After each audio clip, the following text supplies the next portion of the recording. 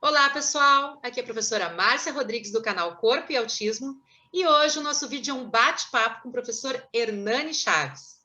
Se você não é inscrito no nosso canal, por favor, se inscreva, ative o sininho das notificações para receber novos vídeos e já deixe seu like.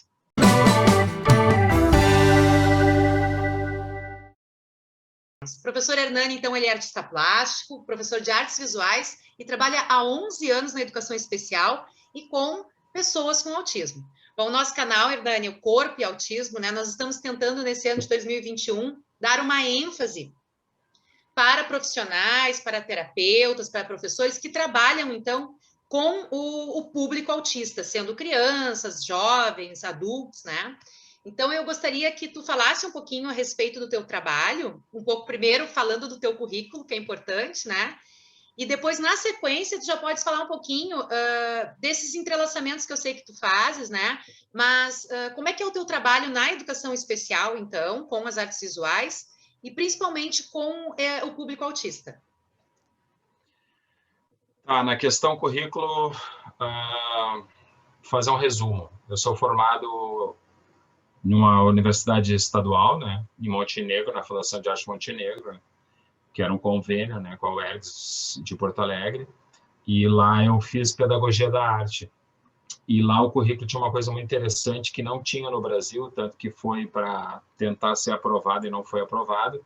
Eu acabei tendo 3 estágios da minha formação, né? E o que acontece? Eu tinha aulas integradas com a dança, com a música e com as artes visuais. A minha aula, quando eu estava em sala de aula, eu tinha um diálogo com minhas colegas da dança, da música e do teatro, né?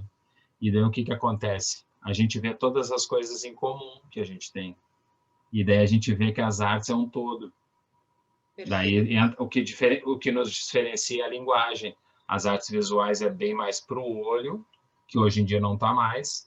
A dança para a questão do movimento do corpo, da linguagem, tudo linguagem. O teatro pela questão da expressão e a música pela questão sonora, principalmente pelo ouvido. Aí qual é o cruzamento que eu faço na educação especial quando eu tô, que eu já me toco assim. Nessa formação a gente estuda a performance nas artes visuais, e daí vê quanto que tem um monte de pesquisa de gente da dança, isso nos anos 50, 60, Estados Unidos, Alemanha, França, vários locais assim do mundo que já estão fazendo o quê? Já estão fazendo essa coisa interdisciplinar que tu me perguntou. Exatamente. Que é a visualidade na dança. A visualidade na dança não está só no figurino, porque tu tem que saber que quando tu te movimenta, tu está produzindo visualidade para quem vê. E nas artes visuais também, começa a proliferação de artistas de performance, né? O que é a performance?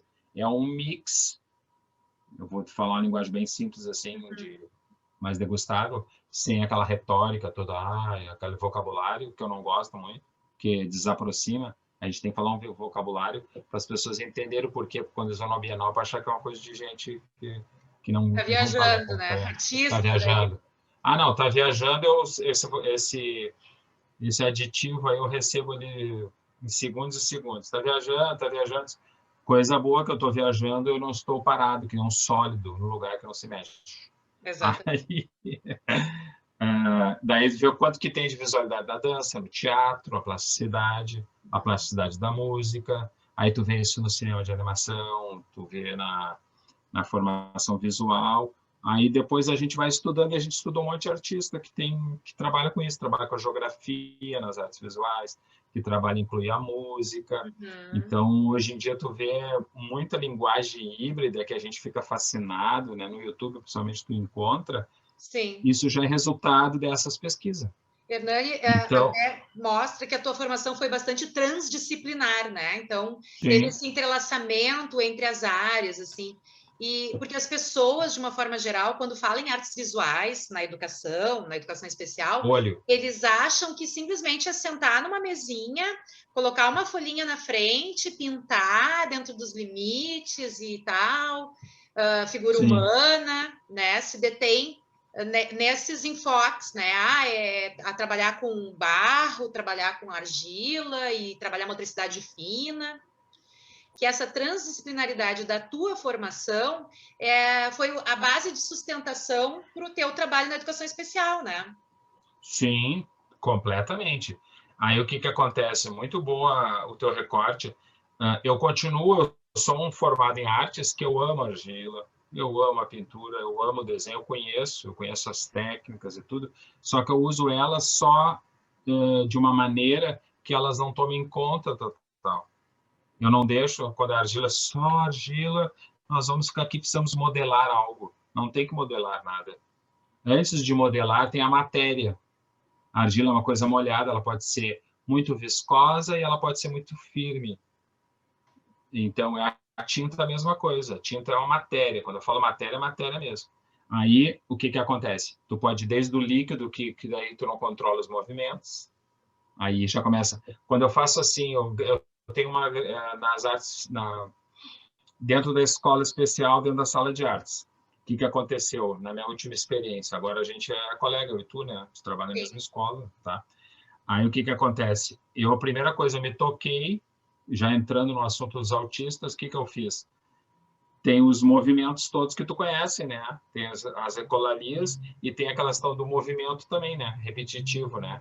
Corre, corre, corre, anda, anda, anda, as estereotipias. O que que acontece? Tem uma repetição aí. Nas artes visuais, a gente estuda muito a repetição, a dança estuda a repetição. A repetição está em tudo. Como, para nós, às vezes, como uma coisa que vai fixar para ele aprender. E no autismo é o inverso.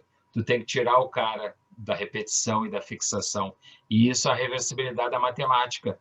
Até que ponto o método serve? Até que ponto tu tem que desmanchar o método, voltar. É a base do meu estudo do mestrado que eu apresentei agora.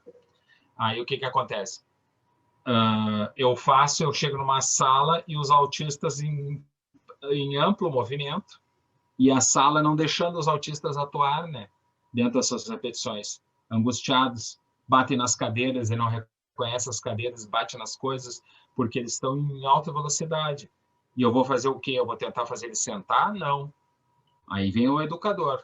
Eu pego a sala e abro toda ela, porque eu preciso contemplar o aluno. Foi isso que eu fiz. A minha revolução foi essa. A minha disposição espacial, eu transformei toda em que eu fiz uma sala ateliê. Eu vi outros lugares que os ateliês de arte, o que que acontece? As paredes servem para desenhar porque contempla todos os membros superiores. Se o cara tivesse um pincel no joelho, ele esfregaria o joelho, ele está fazendo um movimento. Quando ele está fazendo um movimento, ele está registrando. Quando ele está registrando, é um desenho, é uma pintura.